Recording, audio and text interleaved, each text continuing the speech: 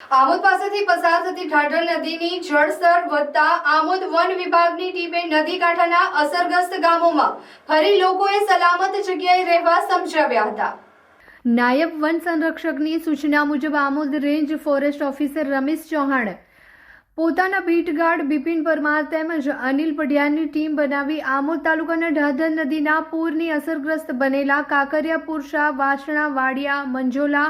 ગામની મુલાકાત લીધી હતી અને પૂરથી પ્રભાવિત વિસ્તારમાં આવન જાવન કરતા લોકોને પાણીથી સલામત જગ્યાએ ખસી જવા સમજાવ્યા હતા।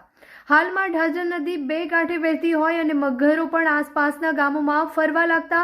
લોકોમાં ડર ફેલાયો છે, ત્યારે નદી નાળાના પાણીમાં મચ્છીમારી કરતા તેમજ લાકડા વીણી મજૂરી કરતા લોકોને વન વિભાગની ટીમે સમજાવી તેમને સલામત જગ્યાએ રહેવા માટે મોટિવેટ કર્યા હતા। પુરસા ગામ છે, કાકરિયા ગામ છે, જૂના વાડિયા, નવા વાડિયા, વાસણા ગામમાં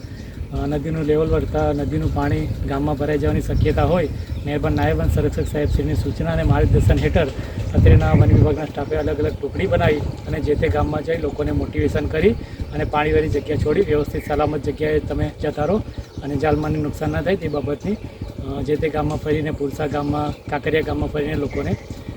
મોટિવેટ કરેલ છે।